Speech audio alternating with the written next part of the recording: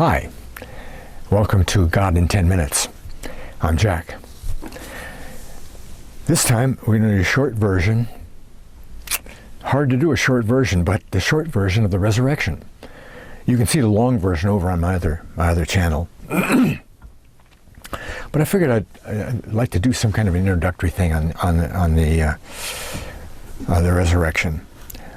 You might remember, or maybe you've seen it already, there's a guy named Simon Greenleaf who wrote a book that contains the laws of evidence. The laws of evidence. And these laws of evidence, now he did this about 100 years ago, but the laws of evidence are used in every English-speaking court and many foreign-speaking courts because they're just extremely logical things to use to govern whether a piece of evidence is true or not true or acceptable or not acceptable. Well, after he got all these rules together, he went through all the evidence that's available that he could find, because there's no eyewitnesses to the resurrection today, or even 100 years ago. He went through all that evidence, put it against his rules of evidence, and concluded Jesus came out of the tomb. The resurrection is true. Whoa. Well, in any argument, you have basic assumptions. Okay? Now, quickly, the basic assumptions for the resurrection argument is Jesus lived. Can't argue the resurrection if he didn't live.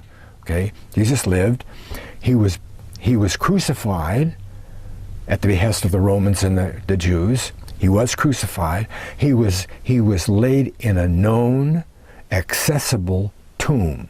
They all knew where the tomb was.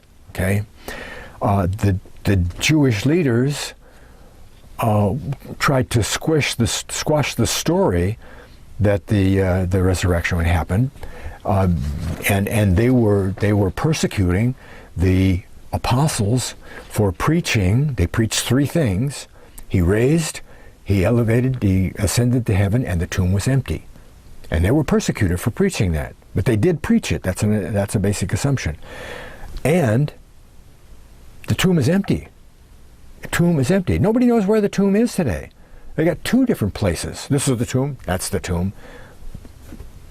I don't think it's in either one of those places, actually. Now, if anybody who wants to deny the resurrection but doesn't care to look like a fool will say, oh yeah, well Jesus was a good and wise teacher. Yeah, oh boy, his teaching was divine. He can't be a good and wise teacher. Huh? Well, they'll say, well, the Sermon on the Mount, and the parables, and what about the rest of the stuff Jesus said? See, they don't take that into account. They don't say, well, he didn't say anything else. Well, he did. He said he lived forever. Before Abraham was, I was. 2,000 years later, he was before Abraham was. He said that he said things that said that he was in heaven. He knew what heaven was like from the inside. I saw Satan cast out. When certain things happen, joy in heaven, the angels sing in front of the throne, and the couch in the front room is red. He talked like he knew what was going on up there, right? Well, and he must have thought he was perfect, right? What do those good and wise teacher people think about when Jesus says, your sins are forgiven? Who can forgive sins? Huh? Good and wise teacher? I don't think so. He also said that if I die, the world wrong will be set right. Oh, come on, are you kidding me? Rising, were you religious central? He was a religious central. Nobody comes to the Father but by me.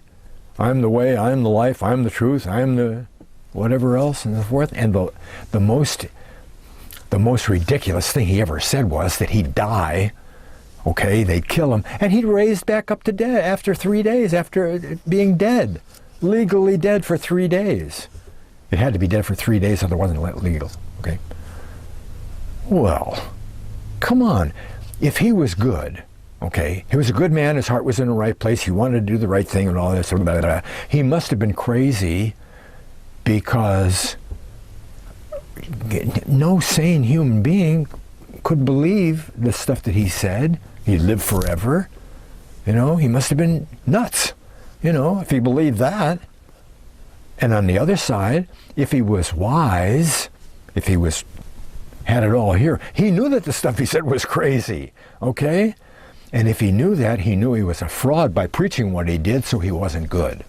He wasn't good, he wasn't wise. He wasn't good and wise, good or wise. See? You've only got 3 options with Jesus. He was good. I mean, not he was good. He was crazy. He was a nut. He was a fraud, or he was what he said he was. He was the Son of God. Huh? He was the Son of God. Not a good and wise teacher, okay? Well, I've got eight theories here listed about to explain the empty tomb. See, the deniers always want to. Oh well, it was this. He didn't really raise from the dead. See, it was hallucination by all those people. The Jewish leaders stole the body. The Romans stole the body. It was a hallucination. It was resuscitation. Oh, resuscitation is a favorite one. Dan Brown and all his movies and Holy Blood, Holy Grail. Oh, Jesus didn't really die. See? One account even says that he tried this special thing, a drug or something, on Lazarus. Okay, Lazarus died and he raised him from the dead and made a big show out of it. And then, because it worked good, he did it on himself. He died on the cross, but when he was in the tomb, he came back to life after the drug wore off or whatever it was. Resuscitation. Oh, pierced in the side, whipped with a couple of hundred whiplash marks all over his... The only option you've got, 2 options. The disciples lied, or they told the truth, period. If any of those other theories were true, the disciples lied. Well, now we got to figure out whether they lied or whether they told the truth. And that's where Greenleaf comes in with all the evidence, okay? The evidence that we know says they told the truth. You know, they told the truth. Remember, they were persecuted by for what they were preaching, okay? Thrown in jail, beat up, stoned, whipped, all that. It would be easy. They didn't all stay in Jerusalem and gather around the fire at night, you know, and make a couple of prayers and say how many people they converted. They went every place. You know, Thomas is over in India. Mark was down in Alexandria. Bartholomew and Peter, you know, they went everywhere, okay? Alone. They were alone. They didn't go together. Well, now what about Thomas over in India? They got him all tied up and they're about to cut his throat.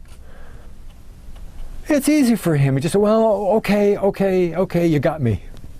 You found me out. It isn't really true, you know. Well, that holds up for about 3 seconds because, see, when he gets back to the group. You know, makes a trip back to Jerusalem. Hey, yeah, I made a lot of converts over there. He wouldn't say that. Not if it was a lie. He'd say, they were going to kill me. I had to tell him. Hey. If all 12 of them had been gathered in a group, they might have all gone to their death together to save face, but not alone. Not alone. That's the fact.